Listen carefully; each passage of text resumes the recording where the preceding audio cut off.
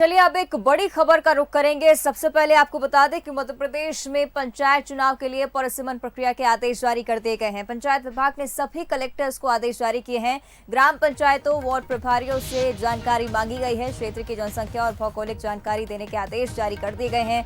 आपको बता दें कि 17 जनवरी तक पंचायत सचिवों से जानकारी मांगी गई है। 17 जनवरी से 25 फरवरी तक परिसीमन प्रक्रिया चलने वाली है। पंचायत चुनाव को लेकर ये बड़ा आदेश जारी किया गया है। परिसीमन प्रक्रिया 17 जनवरी तक पंचायत सचिवों से जानकारी मांगी गई है। इसको लेकर 17 जनवरी से 25 फरवरी तक परिसीमन प्रक्रिया चलने वाली है। तो आपको बता दें, इस दौरान क्षेत्र की जनसंख्या और भौगोलिक जानकारी देने के आदेश दे दिए गए हैं। 17 जनवरी से 25 फरवरी तक परिसीमन की प्रक्रिया पूरी की जाएगी।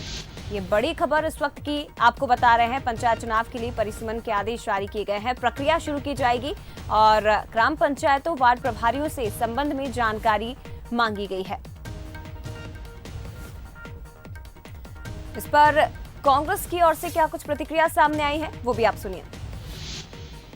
अभी प्रेस कॉन्फ्रेंस में 3 दिन पहले जब कमलनाथ जी ने कहा कि हम 1 महीने के अंदर अगर चुनाव की प्रक्रिया शुरू नहीं हुई तो हम जिले जिले में आंदोलन करेंगे, तब फिर ये जागृत हुए। अगर इनको चुनाव कराना हो तो 2019 में परिसीमन, आरक्षण, ये सब चीज़ें हो चुकी हैं।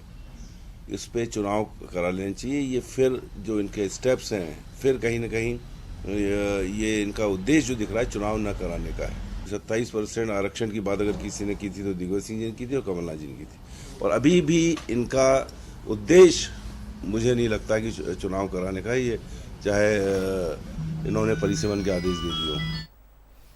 चलिए, ज्यादा बातचीत हम करेंगे, सीधे रुख करेंगे। संवाददाता सूरज शर्मा हमारे साथ लाइव जुड़े हुए हैं। सूरज, लंबे समय से पंचायत चुनाव पर सियासत चल रही है और इसी सियासत के बीच अब पंचायत विभाग की ओर से परिसीमन के आदेश जारी कर दिए गए, लेकिन राजनीति अभी भी जारी है। पीसी शर्मा का कहना है क्योंकि चेतावनी दी गई थी 2 महीने के अंदर चुनाव करवाने चाहिए, इसलिए देखिए परिसीमन की प्रक्रिया शुरू कर दी गई है। देखिए, मध्य प्रदेश में त्रिस्तरीय पंचायत चुनाव को लेकर काफ़ी लंबे समय से राजनीति चल रही है। बीजेपी कांग्रेस पर आरोप लगाती है, कांग्रेस बीजेपी पर आरोप लगाती है। हालांकि सरकार ने जिस तरीके से विधानसभा में जो अध्यादेश निरस्त किया, उसके बाद से साफ हो गया कि मध्य प्रदेश में पंचायत चुनाव बिना ओबीसी आरक्षण के नहीं होंगे।